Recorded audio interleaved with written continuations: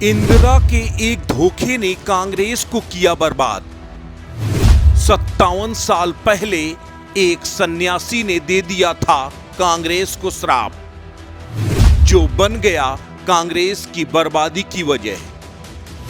अब प्रियंका बनेगी कांग्रेस की उद्धारक, श्राप से मुक्ति दिलाएगी प्रियंका गांधी।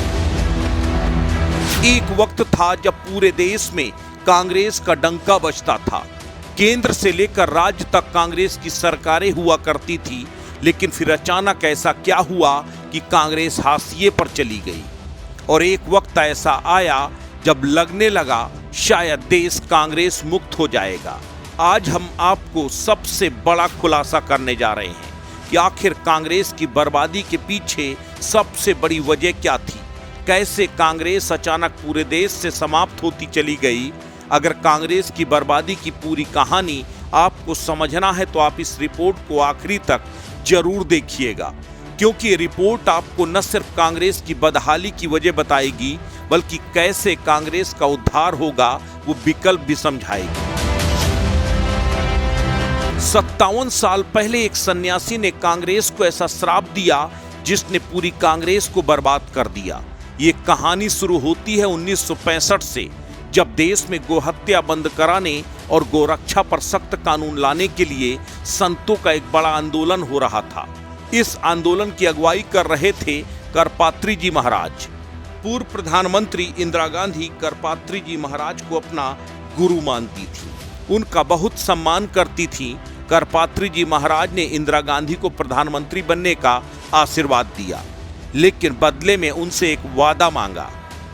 इंदिरा गांधी ने भी वादा किया कि अगर वो प्रधानमंत्री बन गई तो देश से गौहत्या बंद करा देंगी और गौरक्षा को लेकर सख्त कानून लेकर आएंगी।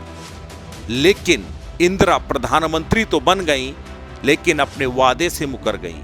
उसके बाद स्वामी करपात्री जी महाराज ने आंदोलन का रास्ता अपनाया और 1965 में संतों का एक बड़ा आंदोलन खड़ा हो गया। 1966 में इस मांग को लेकर सैकड़ों हजारों की तादाद में साधु संत और गौरक्षक देश की राजधानी नई दिल्ली की ओर कूच कर गए और 7 नवंबर 1966 को संसद के बाहर संतों ने पूरी संसद को घेर लिया। तभी इंदिरा गांधी ने संतों पर फायरिंग करने के आदेश दे दिए।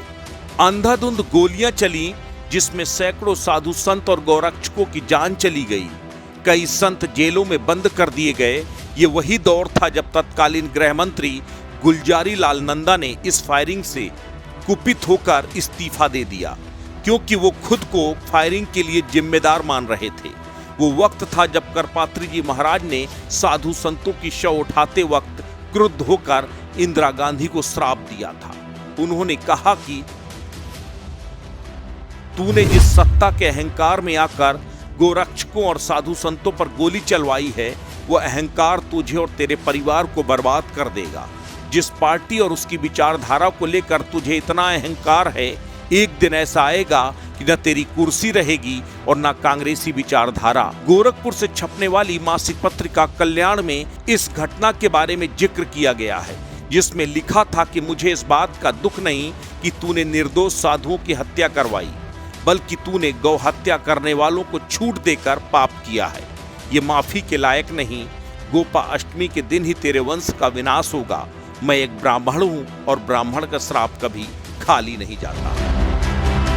57 साल पहले करपात्री जी महाराज ने जो श्राप दिया था, वो श्राप आज भी कांग्रेस के लिए काल बना है। तमाम कोशिशों के बावजूद संतों की आत्माओं ने कभी कांग्रेस को पनपने नहीं दिया, लेकिन अब कांग्रेस को सांप से मुक्ति दिलाएगी प्रियंका गांधी। विद्वान ज्योतिषियों का मानना है कि प्रियंका गांधी न सिर्फ कांग्रेस को बल्कि गांधी परिवार को भी सांप से मुक्ति दिला सकती है। और अब वो वक्त आ गया है जब कांग्रेस के दुर्दिन दूर होने की उल्टी गिनती शुरू हो सकती है। ये खबर ऐसे वक्त आई है जब सोनिया गांधी बीमारी की वजह से राजनीति में सक्रिय नहीं है, तो वहीं राहुल गांधी डिस्क्वालिफिकेशन की वजह से अगले 6 साल तक राजनीति से बाहर रहेंगे। ऐसे में गांधी परिवार के पास अब सिर्फ प्रियंका ही एकमात्र सहारा बची है। इस बार आसार लग रहे हैं कि प्रियंका गांधी अपने भाई की विरासत वाली सीट अमेठी से चुनावी मैदान में उतर सकती हैं। तो क्या प्रियंका की राजनीति में सक्रिय भागीदारी कांग्रेस को सांप से मुक्ति दिलाएगी, कांग्रेस के दुर्दिन दूर करेगी? ये देखने वाली बात होगी। अस्तित्व न्यूज के लिए ब्यूरो रिपोर्ट।